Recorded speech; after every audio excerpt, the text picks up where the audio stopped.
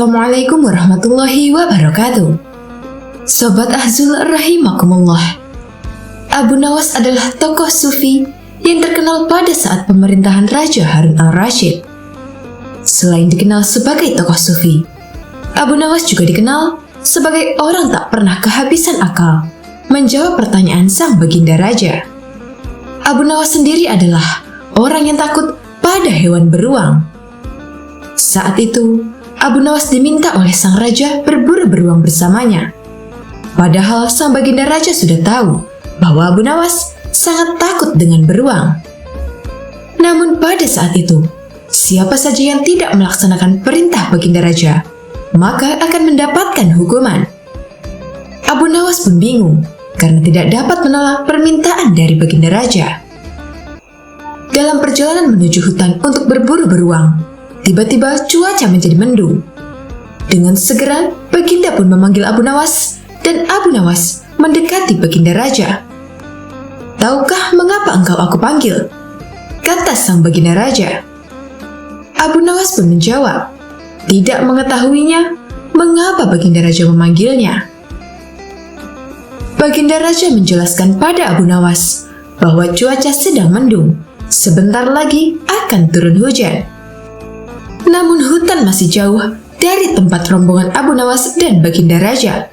Sang baginda raja pun menjelaskan bahwa Abu Nawas akan diberikan kuda yang lambat, sedangkan sang raja bersama rombongan yang lain akan diberikan kuda yang cepat.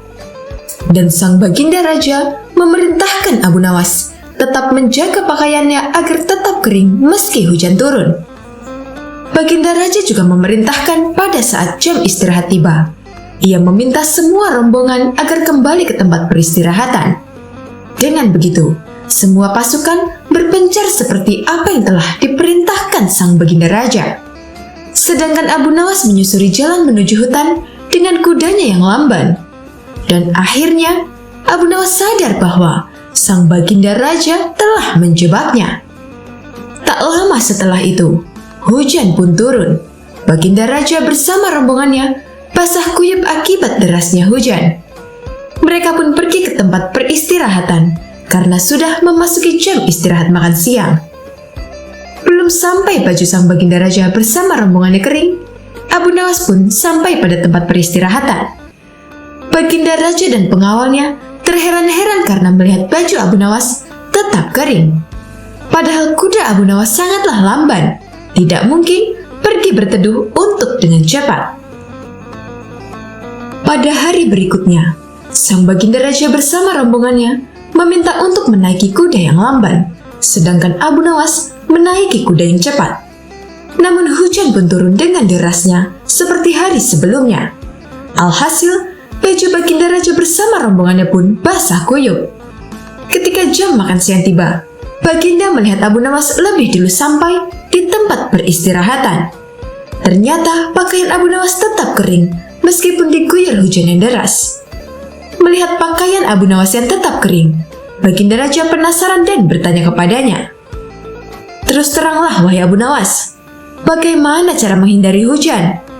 tanya sang baginda raja. "Mudah saja tuanku yang mulia. Hamba sebenarnya tidak menghindari hujan. Namun saat hujan turun, hamba membuka semua pakaian hamba dan melipatnya. Kemudian hamba mendudukinya. Itu yang hamba lakukan sampai hujan berhenti sang baginda raja," ujar Abu Nawas. Baginda raja pun mengakui kecerdikan Abu Nawas. Dan itulah kesekian kalinya Abu Nawas mampu mengecoh baginda dengan akalnya.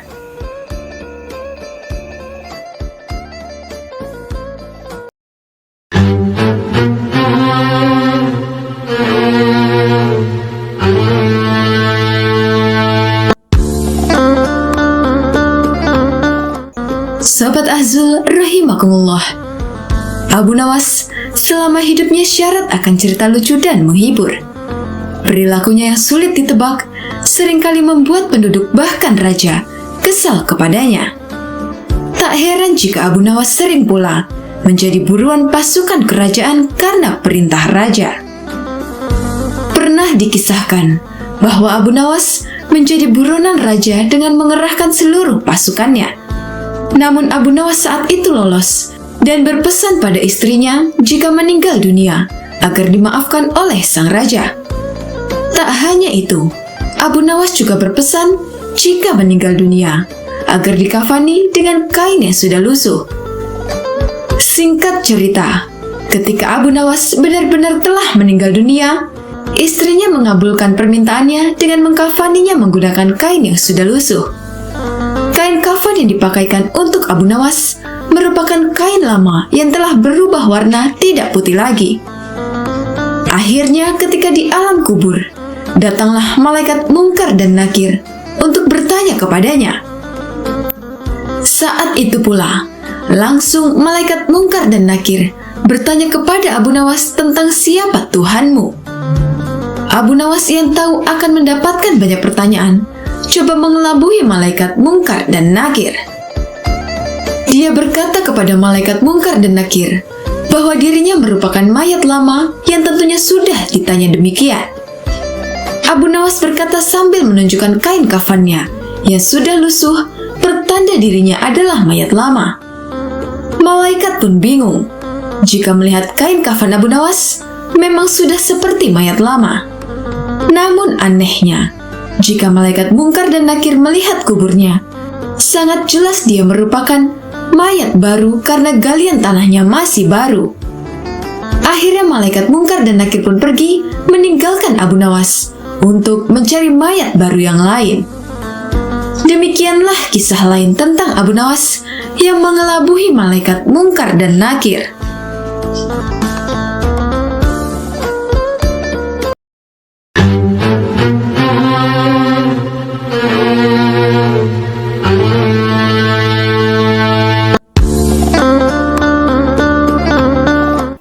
Sobat Ahzul rahimakumullah. Suatu ketika, Abu Nawas tanpa sengaja membuat kesalahan yang menyebabkan Baginda Raja sangat marah. Maka saat itu juga, Abu Nawas diusir dari istana dan melarang orang cerdik tersebut menginjakkan kakinya lagi di istana raja. Namun setelah berjalannya waktu, Baginda Raja merasa rindu dengan si cerdik Abu Nawas. Sebab sudah 7 bulan berlalu, Baginda Raja tidak bertemu dengan Abu Nawas semenjak dilarang lagi pergi ke istananya. Sepertinya Abu Nawas memang marah kepadaku, pikir Baginda Raja. Maka suatu hari, Baginda Raja mengutus seorang ajudan untuk pergi ke rumah Abu Nawas dan menyuruhnya datang ke istana. Namun setelah sang ajudan sampai di rumah Abu Nawas, orang cerdik tersebut menolak menemui Baginda Raja dengan alasan yang sangat tidak masuk akal. Ketika didatangi ajudan sang raja, Abu Nawas menolak pergi ke istana dengan alasan sedang hamil. Mohon maaf, tolong sampaikan kepada Baginda, aku sedang hamil dan akan segera melahirkan, jawab Abu Nawas kepada utusan Baginda. Selain itu, Abu Nawas juga mengatakan kepada utusan sang raja bahwa dirinya sedang menunggu dukun beranak untuk mengeluarkan bayinya. Dan juga katakan kepada Baginda Raja, aku sedang menunggu dukun beranak untuk mengeluarkan bayiku ini, kata Abu Nawas lagi. Akhirnya utusan sang raja kembali ke istana dan menyampaikan kepada Baginda Raja apa yang dikatakan oleh Abu Nawas. Hal ini lantas membuat Baginda Raja begitu keheranan, sebab baru kali ini ia mendengar ada laki-laki yang bisa hamil.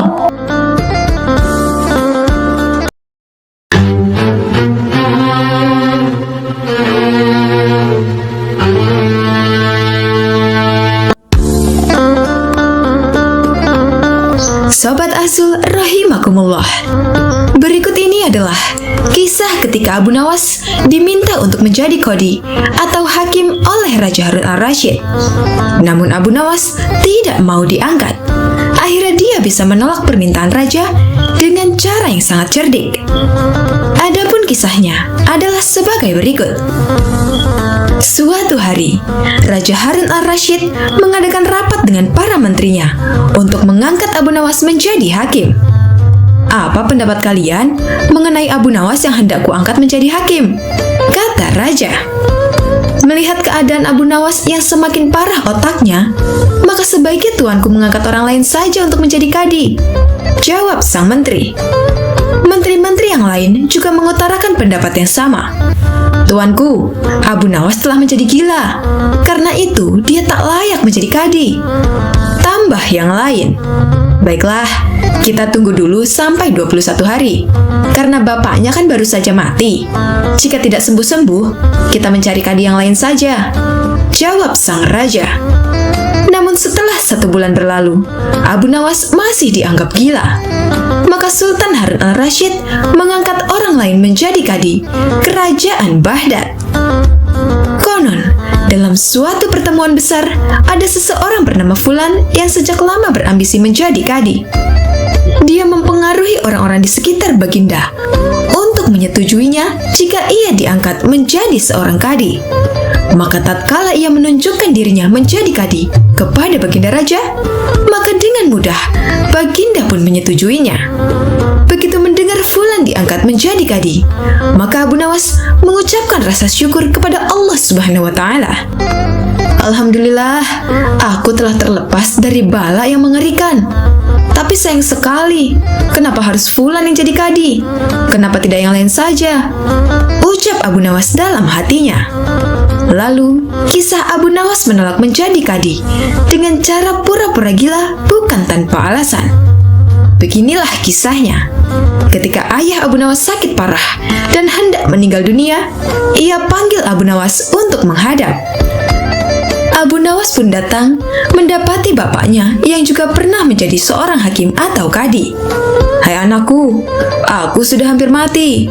Sekarang ciumlah telinga kanan dan telinga kiriku, pinta sang bapak. Abu Nawas segera menuruti permintaan terakhir bapaknya.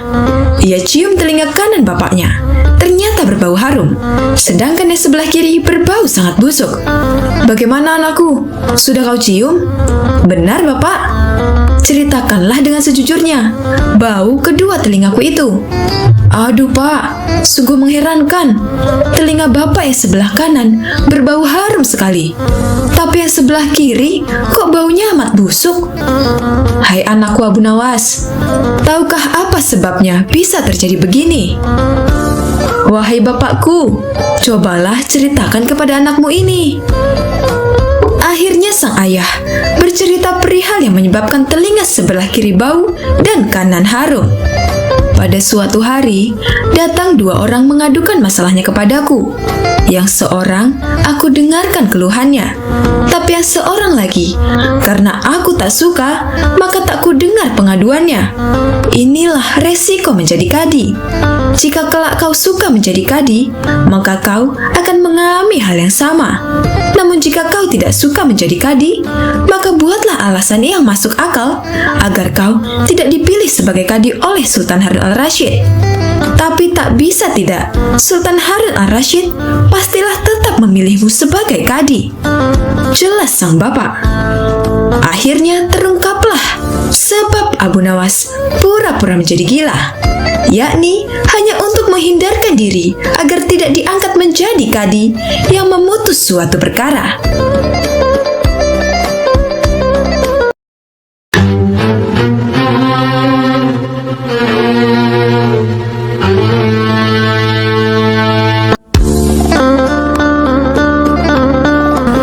Sobat Ahzul rahimakumullah, Abu Nawas yang kita kenal merupakan tokoh jenaka yang sering membuat raja jengkel.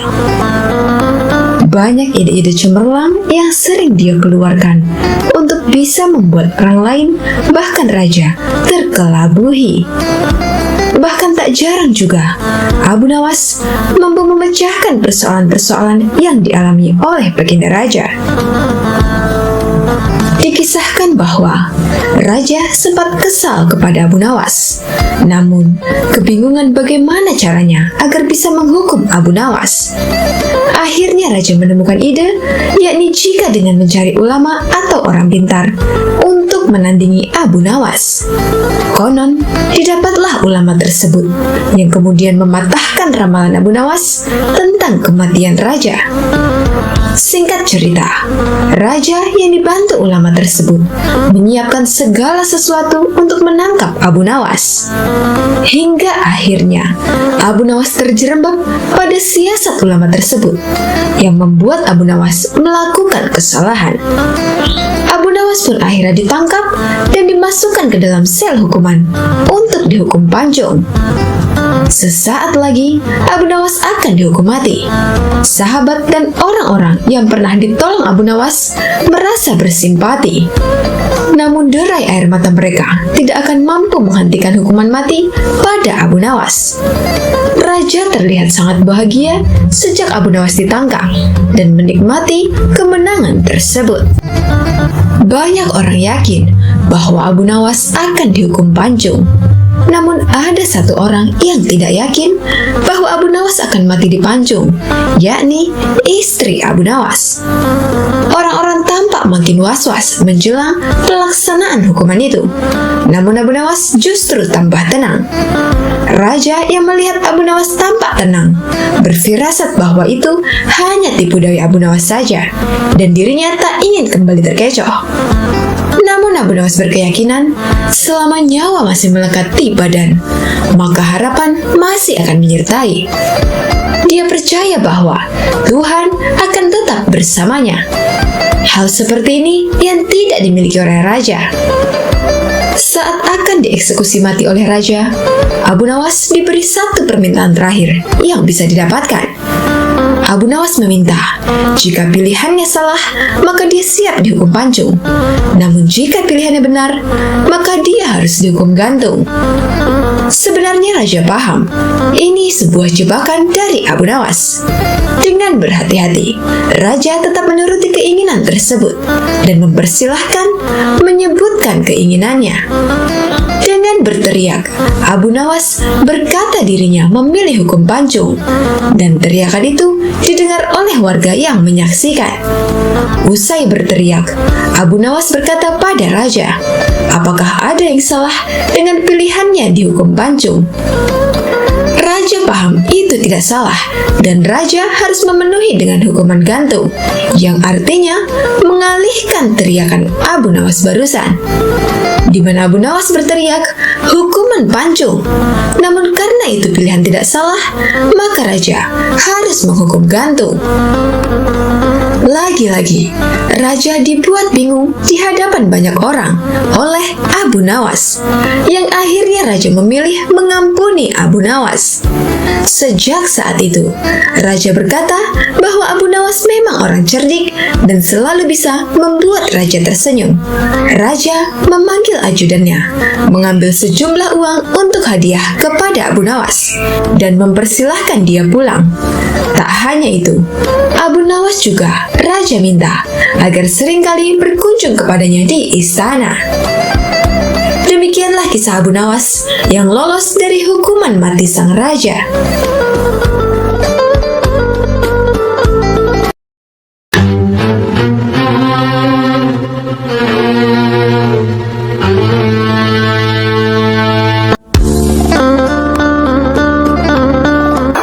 Sobat Azul rahimakumullah, siapa yang tidak kenal sosok penyair ternama dari kalangan bangsa Arab ini?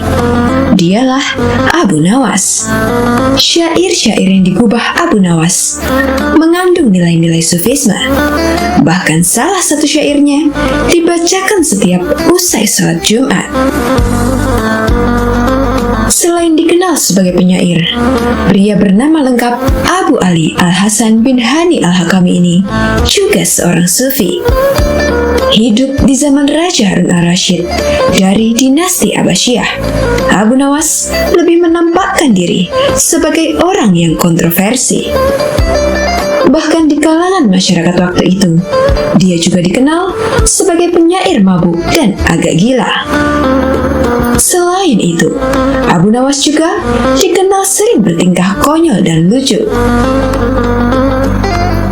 Suatu ketika, Abu Nawas memandikan keledai kesayangannya. Meskipun keledainya sangat lamban, tapi Abu Nawas sangat menyayanginya. Setelah keledai kesayangannya terlihat bersih, Abu Abu Nawas pun kemudian berkemas dan siap-siap berangkat bepergian. Dia pun pergi dengan menunggangi keledainya.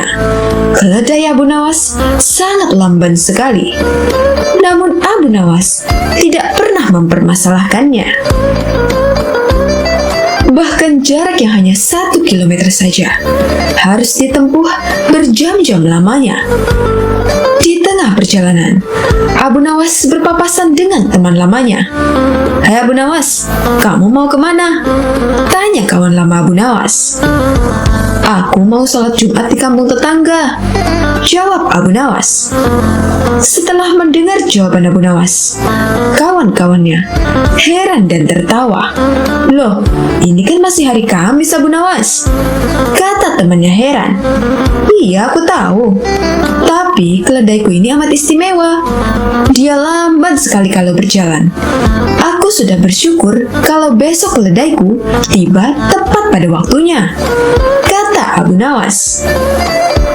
Jawaban Abu Nawas membuat temannya terheran-heran karena perilaku Abu Nawas yang konyol. Itulah kisah Abu Nawas yang berangkat sholat Jumat di hari Kamis. Aneh, tapi jenaka bukan?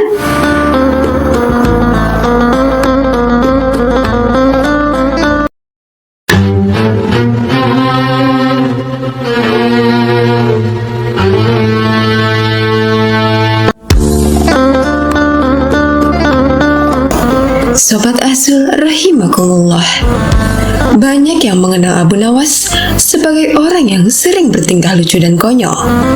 Kekonyolannya selalu hadir di waktu yang tidak diduga-duga dan selalu berhasil membuat lawannya keheranan. Namun paling sering dikisahkan adalah ketika Abu Nawas berseteru dengan pihak kerajaan. Bahkan raja pun sering dikelabuinya. Abu Nawas memiliki kegiatan atau kebiasaan mencari kayu bakar setiap harinya ke hutan. Suatu hari, ketika di hutan, Abu Nawas melihat seekor tupai yang melompat-lompat di dekatnya.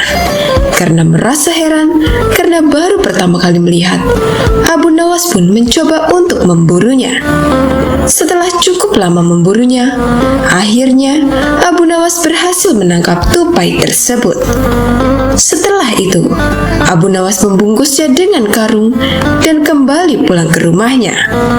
Namun sesampainya di rumah, istrinya bertanya, soalnya pulang tak membawa kayu bakar kecuali buntelan karung.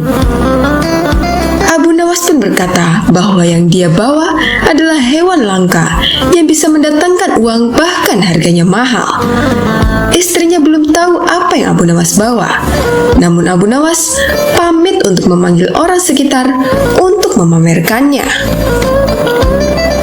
Karung tersebut dia titipkan pada istrinya tanpa boleh untuk dibuka karena sebagai kejutan dan juga bisa kabur.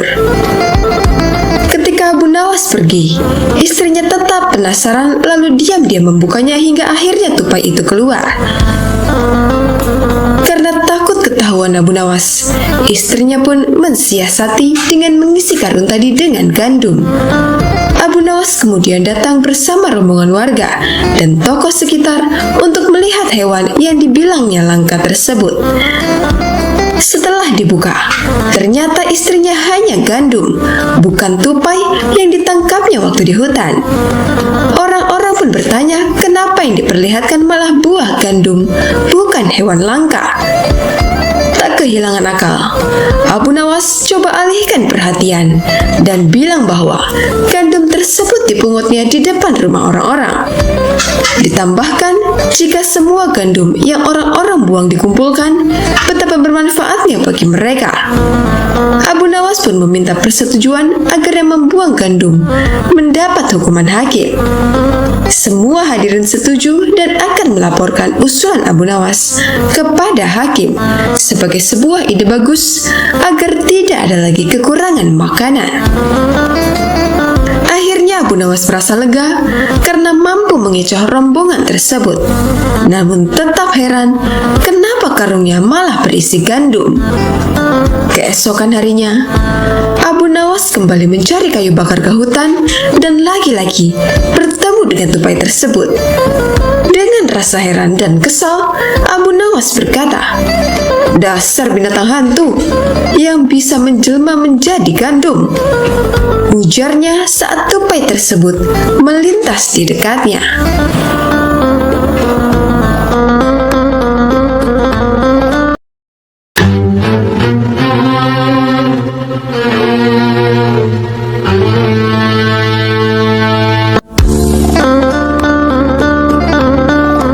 Sobat Asul rahimakumullah, kisah tentang Abu Nawas yang diusir oleh Raja Harun al-Rasyid dari Baghdad. Alasannya, Raja bermimpi buruk tentang Abu Nawas sehingga harus diasingkan dari negaranya. Namun Abu Nawas diperbolehkan kembali pulang kampung asalkan harus sesuai dengan syarat yang ditetapkan. Padahal syarat itu sangat mustahil untuk dilakukan. Namun bukan Abu Nawas bila tidak bisa melawan kemustahilan itu. Suatu malam, Baginda Raja Harun al-Rasyid mengalami mimpi yang sangat buruk. Akhirnya, Raja memanggil Abu Nawas untuk menjelaskan tentang mimpi tersebut. "Tadi malam, aku bermimpi bertemu dengan seorang laki-laki tua. Ia mengenakan jubah putih dan berkata bahwa negeri ini akan ditimpa bencana bila orang yang bernama Abu Nawas masih tetap tinggal di negeri ini. Ia harus diusir dari negeri ini sebab orang itu membawa kesialan," kata Raja kepada Abu Nawas. Hal itulah yang menyebabkan Abu Nawas diusir dari negeri Baghdad. Abu Nawas tidak berdaya dan tak habis pikir. Dia harus meninggalkan negeri Baghdad hanya karena sebuah mimpi. "Abu Nawas, kau boleh kembali ke negeri ini dengan syarat tidak boleh dengan berjalan kaki, berlari, merangkak, melompat-lompat, dan menunggang keledai atau binatang tunggangan lainnya," jelas sang raja. Akhirnya, Abu Nawas mulai meninggalkan rumah dan istrinya dengan membawa bekal secukupnya. Istri Abu Nawas hanya bisa mengiringi kepergian suaminya dengan derayan air mata. Sudah 2 hari penuh, Abu Nawas mengendarai keledainya. Bekal yang dibawanya sudah mulai menipis. Abu Nawas tidak terlalu meresapi pengusiran dirinya dengan kesedihan yang terlalu mendalam. Sebaliknya, Abu Nawas merasa bertambah yakin bahwa Tuhan yang Maha Perkasa akan segera menolongnya keluar dari kesulitan yang sedang melilit pikirannya. Bukankah tiada seorang teman pun yang lebih baik daripada Allah Subhanahu wa Ta'ala dalam saat-saat seperti itu? Setelah beberapa hari Abu Nawas berada di negeri orang, ia mulai diserang rasa rindu yang menyayat-nyayat hatinya. Rasa rindu itu semakin lama semakin menderu-deru, seperti dinginnya Zamharir. Sulit untuk dibendung.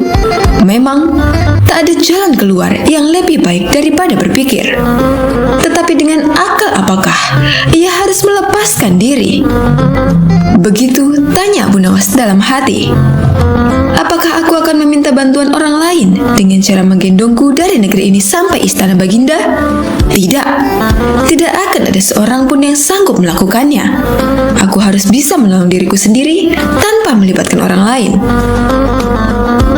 Pada hari ke-19, Abu Nawas menemui cara lain yang tidak termasuk larangan Baginda Raja Harun al-Rasyid. Setelah segala sesuatunya dipersiapkan, Abu Nawas berangkat menuju ke negerinya sendiri. Perasaan rindu dan senang menggumpal menjadi satu. Kerinduan yang selama ini melecut-lecut semakin menggila karena Abu Nawas tahu sudah semakin dekat dengan kampung halaman. Mengetahui Abu Nawas bisa pulang kembali, penduduk negeri sangat gembira. Kabar dan desas-desus tentang kembalinya Abu Nawas segera menyebar secepat bau semerbak bunga yang menyerbu hidung. Kabar kepulangan Abu Nawas juga sampai ke telinga Baginda Raja. Baginda juga merasa gembira mendengar berita itu, tetapi dengan alasan yang sama sekali berbeda. Rakyat gembira melihat Abu Nawas pulang kembali karena mereka mencintainya. Sedangkan Baginda Raja gembira mendengar Abu Nawas pulang kembali karena beliau merasa yakin kali ini pasti Abu Nawas tidak akan bisa mengelak dari hukumannya. Namun Baginda amat kecewa dan merasa terpukul melihat cara Abu Nawas pulang ke negerinya. Baginda sama sekali tidak pernah membayangkan kalau Abu Nawas ternyata bergelayut di bawah perut keledai, sehingga Abu Nawas terlepas dari sanksi hukuman yang akan dijatuhkan kepadanya, karena memang tidak bisa dikatakan telah melanggar larangan Baginda Raja.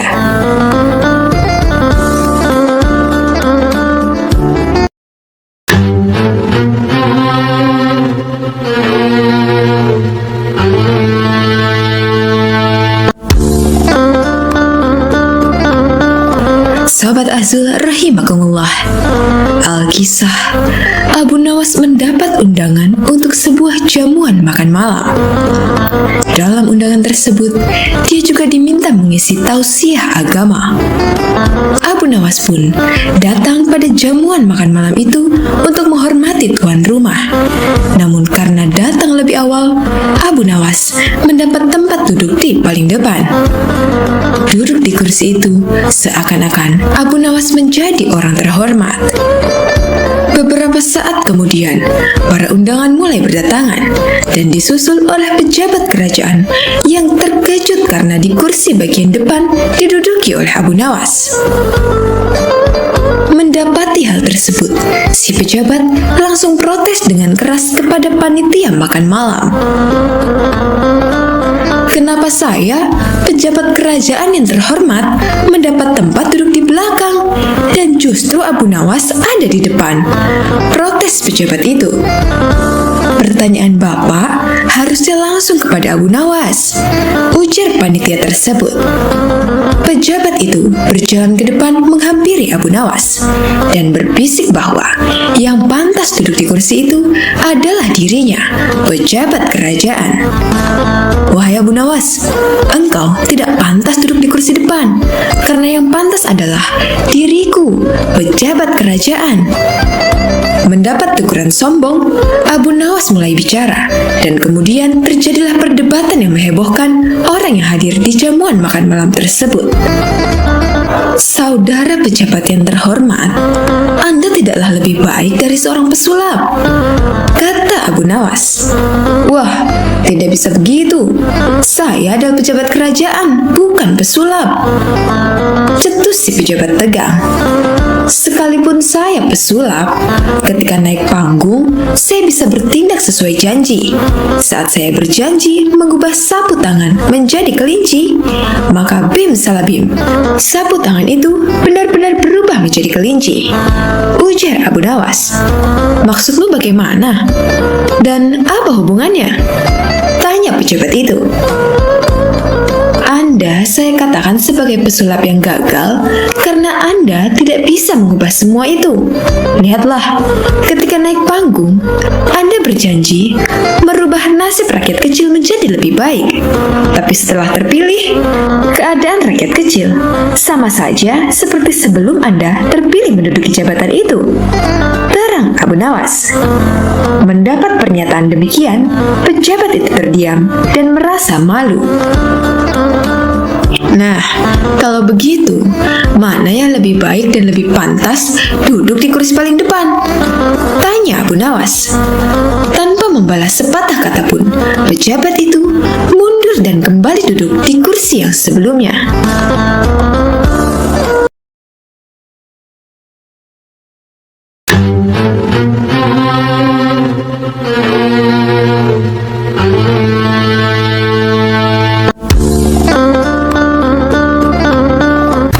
Sobat Azul rahimakumullah, Abu Nawas bertemu 3 orang cerdik.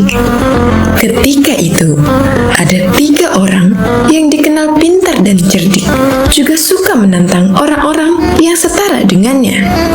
Mereka pun gemar berkeliling ke banyak negeri. Ketika itu, 3 orang cerdik tersebut memasuki kampung Abu Nawas. Kemudian penduduk setempat berusaha menghalangi 3 orang itu, namun tidak tahu harus bagaimana lagi. Akhirnya, penduduk setempat melaporkannya kepada Abu Nawas, karena mereka yakin Abu Nawas bisa menandinginya. Kemudian Abu Nawas pun setuju. Dengan senang hati, ia akan mengadu kepintaran dengan 3 orang yang dikenal cerdik tersebut. Saat itu, mereka adu kepintaran di sebuah lapangan, sehingga masyarakat bisa menontonnya. Satu dari 3 orang cerdik tersebut bertanya kepada Abu Nawas, "Di mana sebenarnya pusat bumi ini, wahai Abu Nawas yang bodoh?" Disebut bodoh, Abu Nawas ternyata tidak marah, justru membalasnya dengan senyuman. Lalu ia menjawabnya dengan nada santai, "Tentu itu mudah. Pusat bumi ada di bawah kakiku." Namun ketiga orang cerdik itu tidak terima dengan jawaban Abu Nawas. Orang pertama yang bertanya kepada Abu Nawas hanya terdiam setelah mendengar jawabannya. Selanjutnya orang kedua pun bertanya, "Berapakah jumlah bintang yang ada di langit?" Ternyata pertanyaan itu hampir sama dengan yang pertama, dan sudah dipastikan Abu Nawas bisa menjawabnya dengan sangat mudah. Abu Nawas pun menjawab, "Jumlah bintang-bintang yang ada di langit sama dengan jumlah bulu keledaiku ini." Kalau tidak percaya, silakan Anda hitung saja bulu keledaiku ini. Pasti Anda akan tahu kebenarannya. Kesal dengan jawaban Abu Nawas, orang ketiga dari kawanan itu lalu mengajukan pertanyaan kepada Abu Nawas, "Anda tahu bulu keledai? Coba, berapa jumlah bulu yang ada di keledai itu?" Tanya orang ketiga tersebut. Abu Nawas hanya tertawa meledek. Ia menganggap pertanyaan dari ketiga orang ini sangat tidak kreatif, karena semua pertanyaannya sama, yakni menanyakan jumlah. Jumlah bulu ekor keledai ini sama dengan jumlah rambut yang ada di jenggot Anda. Kalau Anda tidak percaya, silakan cabut satu persatu, ucap Abu Nawas. Sadar jika bulu jenggot dicabut satu persatu itu akan sakit, maka orang ketiga itu langsung terdiam dengan jawaban Abu Nawas. Ingin membalasnya, tapi tidak tahu apa yang harus ditanyakan lagi, karena ternyata Abu Nawas lebih cerdik dari dirinya.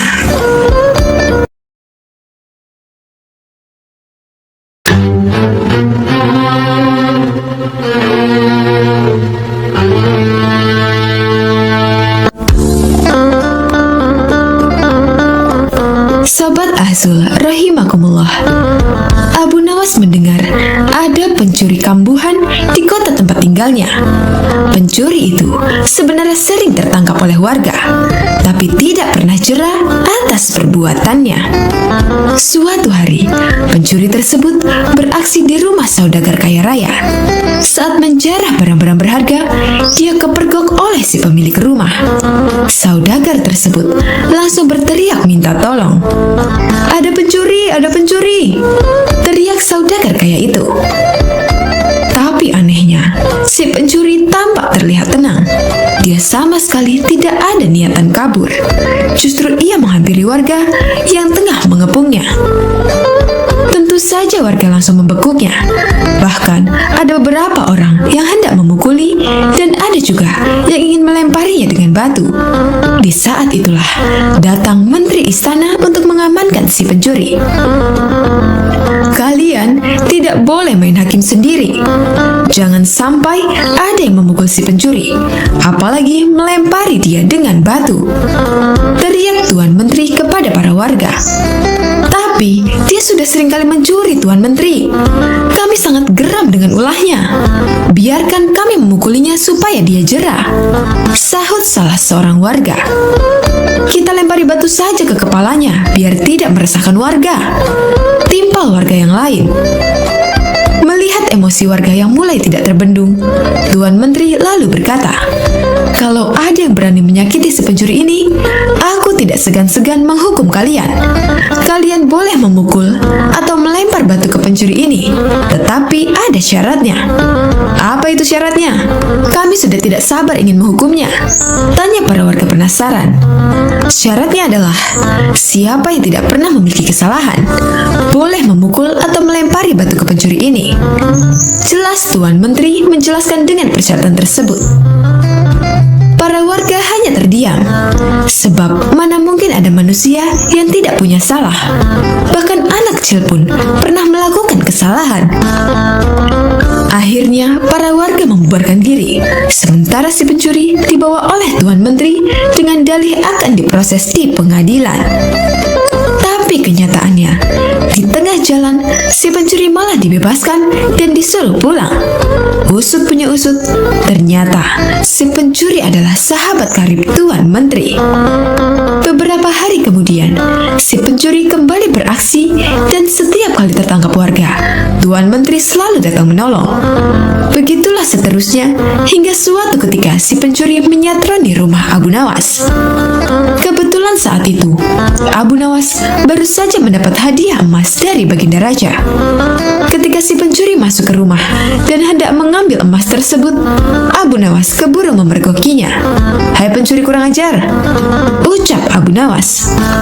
Bukannya kabur, si pencuri malah dengan tenang berjalan keluar meninggalkan Abu Nawas.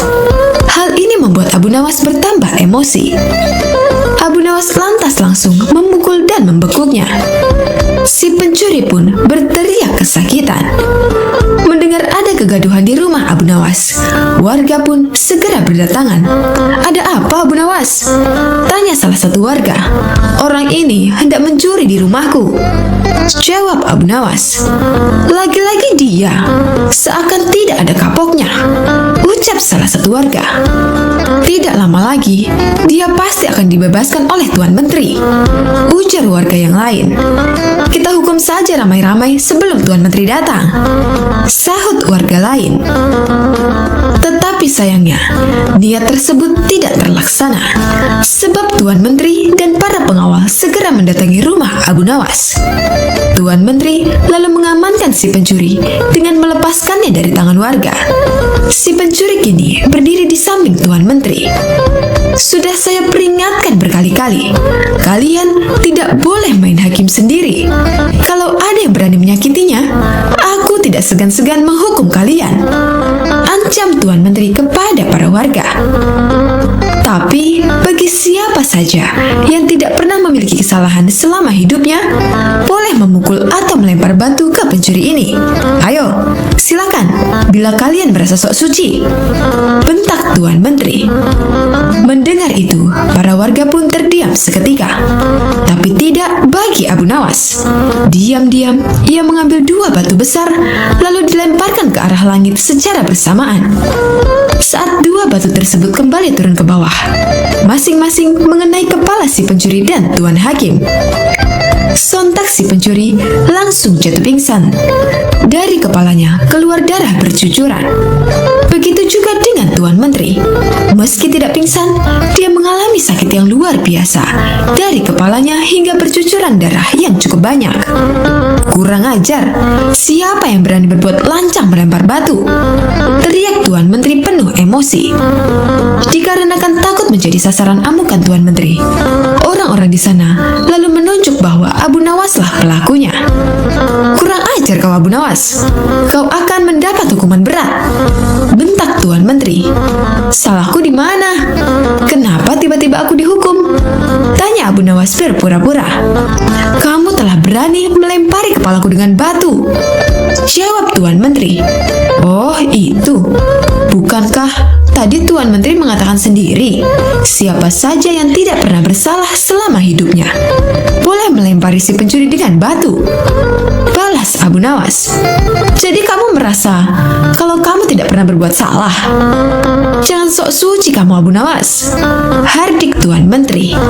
"Justru itu, karena aku orang yang pernah berbuat salah, makanya aku minta bantuan malaikat langit.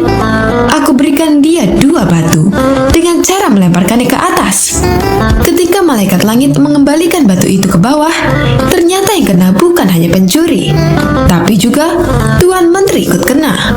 Mungkin malaikat langit lebih tahu bila selama ini Tuan Menteri bersekongkol dengan si pencuri," kata Abu Nawas. Mendengar itu, Tuan Menteri tidak bisa berkata apa-apa, tapi memendam amarah kepada Abu Nawas. Tuan Menteri ingin menghukumnya saat itu juga, karena perkataan yang diucapkan Abu Nawas hanya dibuat-buat. Belum sempat Tuan Menteri perintahkan pengawal untuk menangkap, tiba-tiba Abu Nawas berkata lagi. Kalau besok-besok dia sampai kedapatan mencuri lagi, dan Tuan Menteri menolong dengan alasan akan mengamankannya, maka batu ini bukan hanya akan aku berikan kepada malaikat langit, tapi akan aku berikan juga kepada Baginda Raja, ancam Abu Nawas. Mendengar perkataan tersebut, nyali Tuan Menteri mendadak ciut. Tuan Menteri yang tadinya bersikap garang, mendadak berubah menjadi santun, sebab tahu betul berapa dekatnya Abu Nawas dengan Baginda Raja. Maafkan aku, Tuan Abu Nawas. Aku pastikan kali ini si pencuri akan mendapat hukuman, kata Tuan Menteri. Sejak saat itulah, akhirnya si pencuri menjadi jera dan tidak mengulangi perbuatannya karena Tuan Menteri sudah tidak berani melindunginya.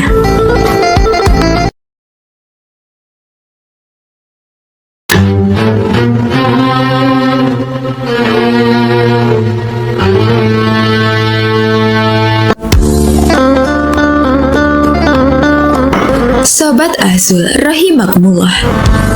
Suatu hari, Abu Nawas diminta istrinya mengantar bebek bakar itu kepada Baginda Raja. Sebenarnya Abu Nawas agak malas, sebab dia sendiri makan tanpa lauk. Sudahlah, supaya Baginda Raja makin sayang sama kamu, suamiku, ucap istri Abu Nawas.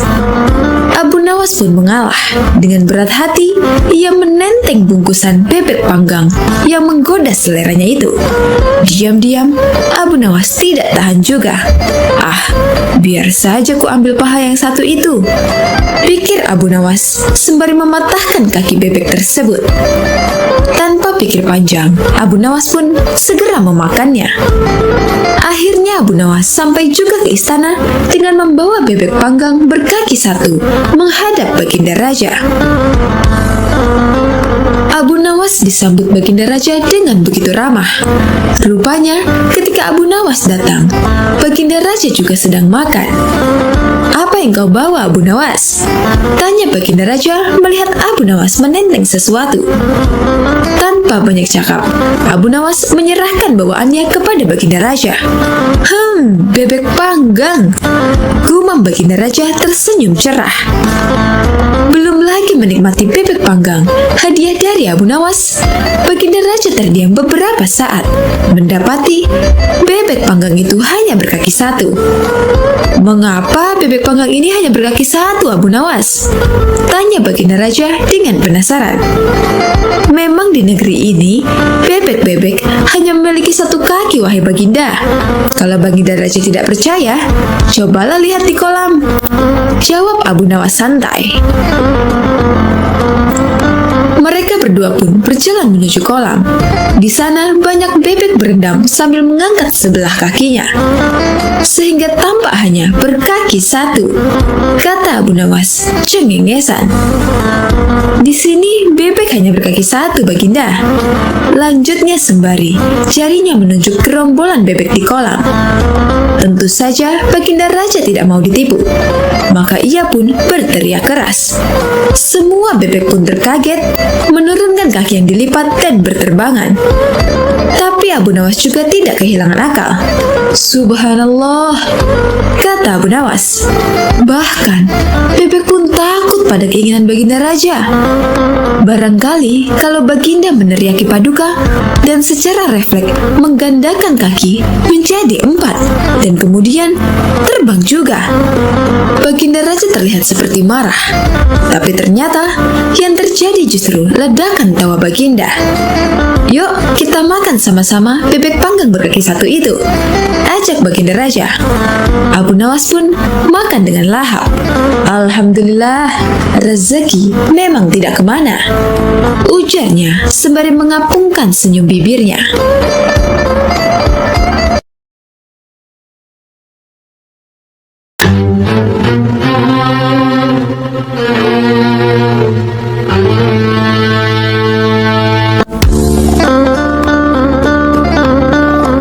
Sobat Azul rahimakumullah, Abu Nawas saat sedang tidur pulas, tiba-tiba dikagetkan suara berisik dari ruang tengah rumahnya. Kemudian ia turun dari tempat tidur dan jalan menuju pintu kamar untuk mengintip.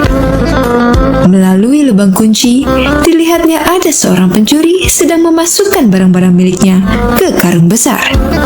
Hampir semua barang di ruang tengah rumahnya diambil tanpa tersisa sedikit pun. Setelah selesai dengan aksinya, si pencuri memanggul karung besar berisi barang-barang curian itu ke atas bahunya, lalu kabur lewat jendela. Melihat hal itu, Abu Nawas sengaja membiarkannya. Dia tidak berteriak minta tolong ataupun menghardik si pencuri, karena ingin membuatnya kapok tanpa harus menggunakan kekerasan. Ketika si pencuri sudah berjalan keluar rumah dengan membawa barang curian, diam-diam Abu Nawas mengikutinya dari belakang. Setelah menempuh perjalanan lumayan jauh, si pencuri terlihat kelelahan. Bagaimana tidak? Sebab barang curian yang dibawa sangatlah banyak. Akhirnya, sampailah si pencuri di depan rumahnya. Dia segera masuk dan beristirahat. Saking capeknya, pencuri itu sampai lupa menutup pintunya kembali. Hingga dengan mudah Abu Nawas ikut masuk ke rumahnya. Tidak lama kemudian, si pencuri mulai membuka karung dan mengambil barang-barang hasil curiannya. Dimulai dari barang berharga sampai barang-barang rumah tangga seperti gelas, piring, hingga mangkok. Si pencuri lalu meletakkan semua barang tersebut sesuai tempatnya, seolah baru saja pindah rumah. Sementara Abu Nawas terus mengamati dari belakang sambil duduk santai. Merasa curiga ada orang di sekitarnya, si pencuri pun menoleh ke belakang. Betapa kagetnya dia melihat Abu Nawas ada di dalam rumahnya. "Kenapa kau ada di sini?" tanya si pencuri setengah ketakutan. "Kamu tidak tahu ya? Rumahku sekarang di sini," jawab Abu Nawas. "Kenapa bisa begitu? Ini rumahku," balas si pencuri. "Kalau kemarin ini memang rumahmu, tapi sekarang sudah jadi rumahku karena aku sudah pindah ke sini," ujar Abu Nawas. "Pindah? Pindah bagaimana maksudmu?" tanya si pencuri kebingungan. "Coba lihat semua barang di rumah ini. Semuanya adalah milikku. Jadi rumah ini adalah milikku," jelas Abu Nawas. "Kalau kau mengusirku, aku akan berteriak bahwa kamu telah mencuri barang-barangku dan aku akan memukulimu," ancam Abu Nawas. Dikarenakan tidak ingin memperpanjang masalah, si pencuri membiarkan Abu Nawas menetap di rumahnya. Selama seminggu menetap di sana, Abu Nawas selalu menghabiskan roti yang sedianya akan dimakan si pencuri. Belum lagi susu dan madu yang disimpan di dalam lemari, dengan lahapnya Abu Nawas habiskan semua. Selama itu pula, setiap hari si pencuri terpaksa tidur dengan menahan rasa lapar. "Kalau begini, bukan aku yang merampok, tapi dia yang merampok semua makananku," pikir si pencuri merasa kesal. Esok harinya, si pencuri menghampiri Abu Nawas. "Tuan, bagaimana caranya supaya Tuan kembali ke rumah Tuan?" tanya si pencuri. "Sudah dibilangin, aku sudah pindah di sini. Sekarang ini adalah rumahku. Buktinya barang-barangku ada di sini semua," tegas Abu Nawas. "Jadi, kalau aku kembalikan semua barang-barang ini ke rumah Tuan, Tuan juga akan kembali?" tanya si pencuri. "Ya tentu saja. Kalau di sini sudah tidak ada barang-barangku, jadi ini bukan rumahku lagi," balas Abu Nawas. Akhirnya, dengan susah payah, si pencuri mengembalikan semua barang-barang Abu Nawas ke rumahnya. Sejak saat itu, Abu Nawas tidak lagi berada di rumah si pencuri. Si pencuri pun tobat dan kini menjadi lebih tenang. Ia tak ingin lagi berurusan dengan Abu Nawas.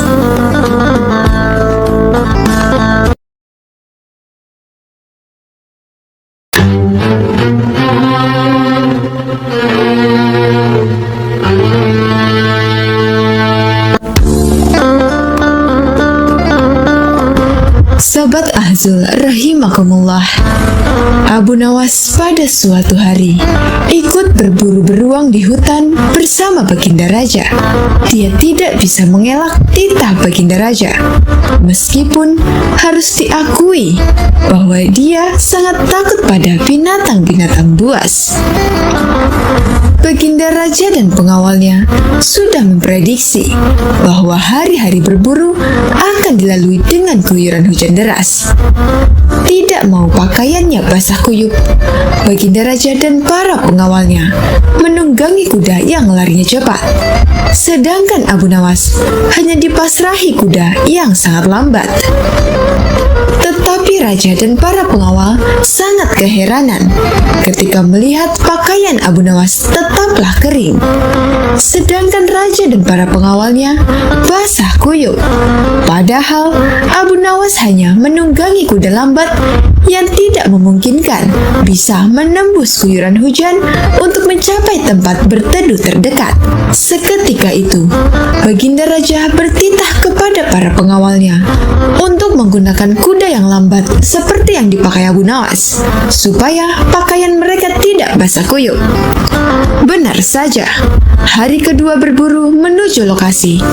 Hujan turun lebih deras dari hari pertama, tetapi Raja dan para pengawalnya tetap basah kuyup.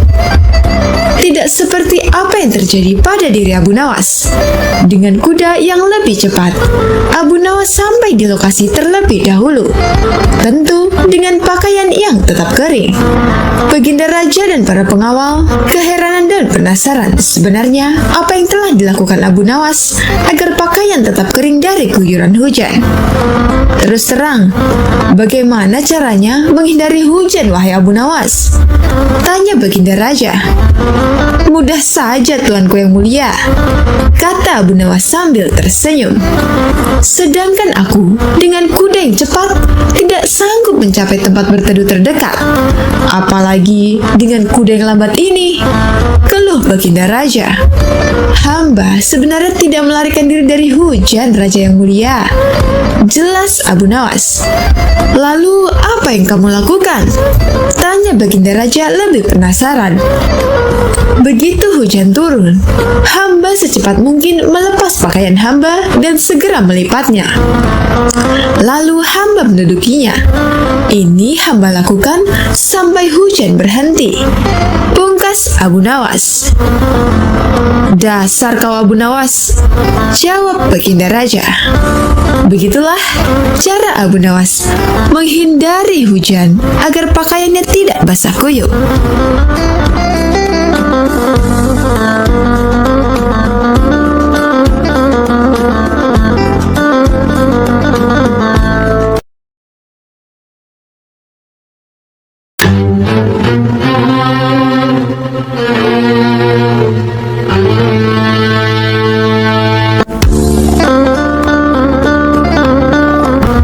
Sobat Azul rahimakumullah, Abu Nawas mendadak didatangi beberapa utusan istana. Baginda menginginkan sosok humoris nan cerdas itu segera hadir di istana. Mereka mau menanyakan kenapa Abu Nawas menolak perintah Baginda Raja ketika hendak diberi jabatan sebagai qadhi atau hakim istana.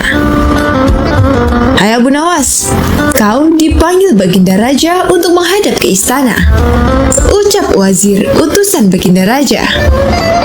Buat apa Baginda Raja memanggilku? Aku tidak ada keperluan dengannya, jawab Abu Nawas dengan nada santai. Hai Abu Nawas, kau tidak boleh berkata seperti itu kepada rajamu, tegas wazir. Hai wazir, kau jangan banyak cakap. Cepat ambil ini kudaku dan mandikan di sungai supaya bersih dan segar, kata Abu Nawas sambil menyodorkan sebatang pohon pisang yang dijadikan kuda-kudaan. Abu Nawas berkelakuan seperti itu agar dianggap tidak waras, sehingga Baginda Raja tidak lagi memaksanya menjadi qadhi. Wazir hanya geleng-geleng kepala melihat kelakuan Abu Nawas. Abu Nawas, kau mau apa tidak menghadap Baginda Raja? Tanya wazir. Katakan kepada rajamu, aku sudah tahu, maka aku tidak mau, kata Abu Nawas. Wazir kembali bertanya dengan rasa penasaran. Apa maksudnya Abu Nawas? Sudah, pergi sana. Bilang saja begitu kepada rajamu, ucap Abu Nawas sembari menyaruk debu dan dilempar ke arah wazir beserta teman-temannya. Wazir segera menyingkir dari halaman rumah Abu Nawas. Mereka laporkan keadaan Abu Nawas yang seperti tidak waras itu kepada Baginda Raja. Tapi dengan geram Baginda Raja berkata, "Kalian semua bodoh. Hanya menghadapkan Abu Nawas kemari saja, kalian tidak becus. Cepat pergi sana. Kalian pergi ke rumah Abu Nawas lagi. Bawa dia kemari dengan sukarela ataupun terpaksa."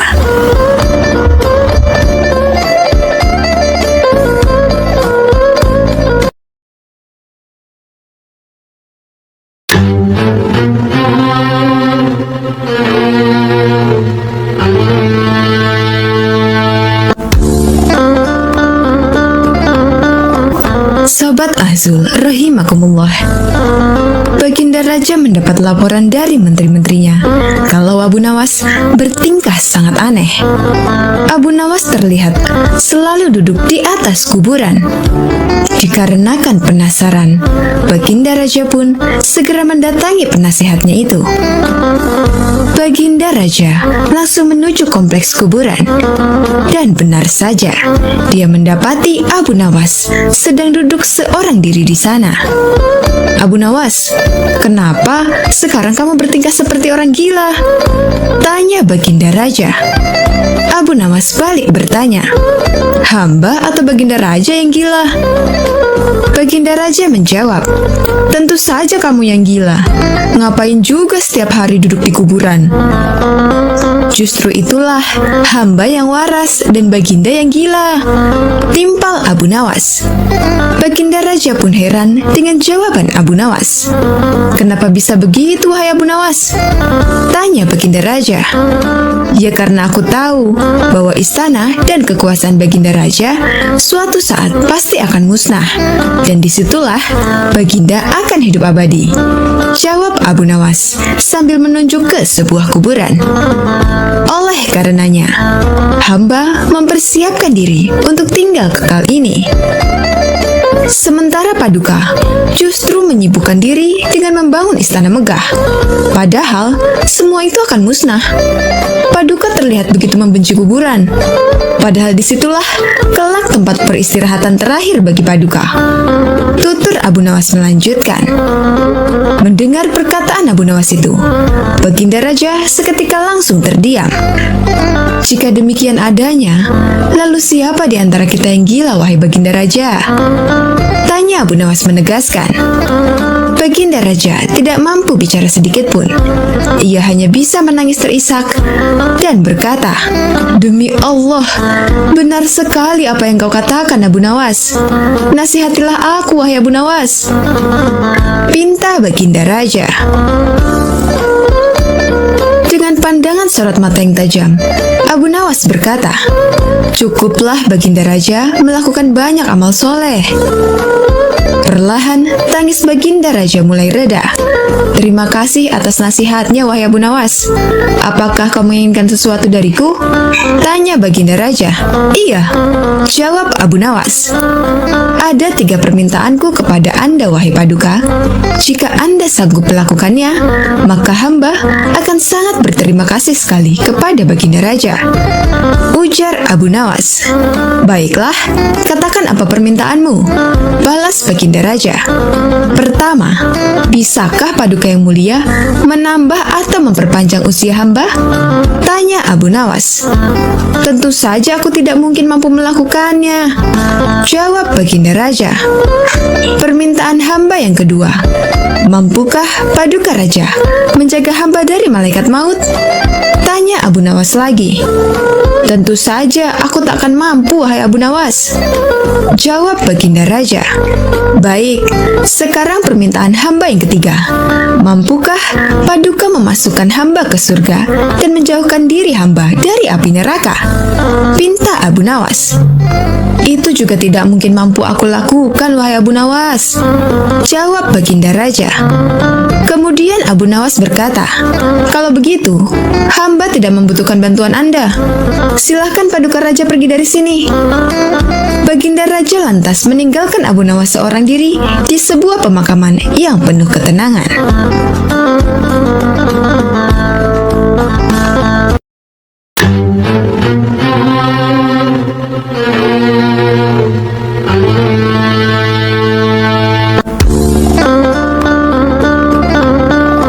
Sobat Azul rahimakumullah, Abu Nawas mendengar raja pengisnan kejam bernama Timur Leng menjajah seluruh negeri Asia Tengah.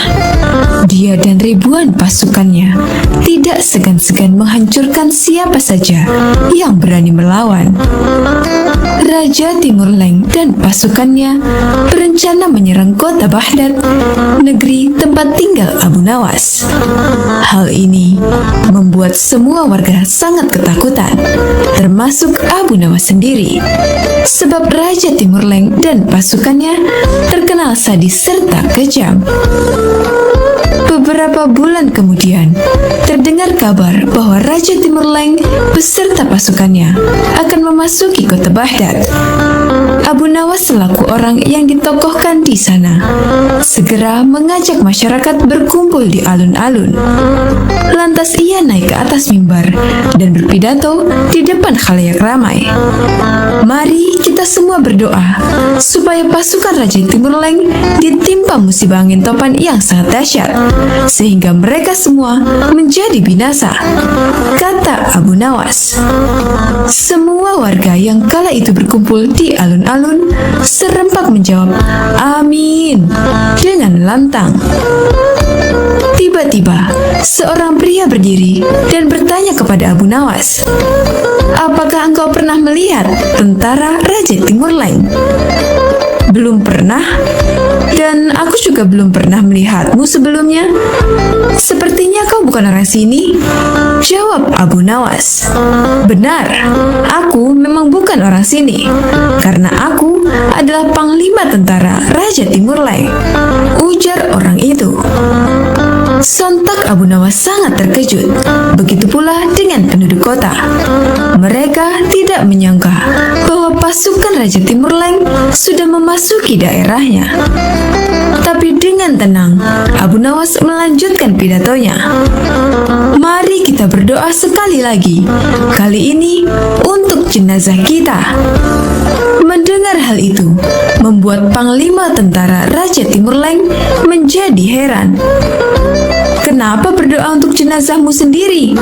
Dasar bodoh, orang mati itu didoakan oleh orang yang hidup," ujar sang tentara Raja Timur Leng. "Tuan benar, tapi bukankah kami semua akan mati diserang pasukan Tuan? Sedangkan kami tidak tahu apakah akan ada di antara kami yang hidup untuk mendoakan jenazah kami. Jadi, selagi kami masih hidup, kami berdoa untuk jenazah kami nanti," balas Abu Nawas. Panglima tentara Raja Timur Leng tertawa terpinggal-pinggal mendengar kelucuan Abu Nawas. Dia mengatakan bahwa dirinya dan pasukannya tidak akan menyerang negeri Abu Nawas. Justru sebaliknya, akan memberikan hadiah seekor gajah. Para penduduk pun lega mendengarnya. Mereka berterima kasih kepada Abu Nawas karena telah menyelamatkan. Namun permasalahan lain muncul. Kehadiran gajah tersebut membuat penduduk desa resah, sebab memakan banyak hasil panen warga. Penduduk negeri prajurit pun mengadukan ini kepada Abu Nawas. Bagaimana ini Abu Nawas? Apa yang harus kita lakukan? Kita tidak mungkin membunuh atau menjual gajah itu. Bisa-bisa Panglima tentara Raja Timur Leng akan murka, tutur salah seorang warga. Mereka semua menyalahkan Abu Nawas dan menuntut agar mengembalikan hadiah itu. Aku setuju dengan usulan kalian, tapi dengan satu syarat. Kalian semua harus menemaniku saat menghadap sang panglima, ujar Abu Nawas. Para penduduk desa pun sepakat dengan keputusan Abu Nawas. Sesampainya di sana, ada ribuan pasukan yang sedang berkumpul dan terdapat ratusan tenda berdiri di tengah lapangan. Abu Nawas sempat dicegah oleh salah satu prajurit, tapi akhirnya diperbolehkan menghadap panglima. Tanpa Abu Nawas sadari, ternyata penduduk desa yang menemaninya memilih kabur meninggalkannya. Mereka takut dibunuh bila sampai usulannya membuat panglima menjadi marah dan murka. Lalu naasnya lagi, saat itu panglima sedang dalam suasana hati yang buruk. "Mau apa datang kemari?" bentak panglima. "Ini tentang gajah yang Tuan berikan," jawab Abu Nawas gemetaran. "Memangnya kenapa? Apakah hadiahku tidak berguna?" tanya panglima. Abu Nawas menjadi ketakutan. Ia lalu menengok ke belakang dan ternyata penduduk telah meninggalkan dirinya. Dikarenakan merasa dibohongi, Abu Nawas pun menjadi jengkel. Ia lalu memikirkan jalan keluar, sekaligus balas dendam kepada penduduk negerinya. Kira-kira jawaban apa yang harus ia katakan supaya Panglima Tentara Raja Timur Leng tidak marah? Akhirnya, Abu Nawas pun menemukan ide yang cemerlang. "Begini Tuan, hamba perhatikan gajah pemberian Tuan terlihat sedih. Mungkin karena tidak ada pasangannya. Apakah Tuan punya gajah betina untuk dijadikan pasangannya?" ucap Abu Nawas. "Oh itu, baiklah, sekarang juga akan aku kirim gajah betinanya," jawab panglima. Abu Nawas kemudian undur diri pamit pulang. Dia pun pulang dengan senang karena mendapat hadiah lagi seekor gajah. Kini dia menjadi punya 2 gajah.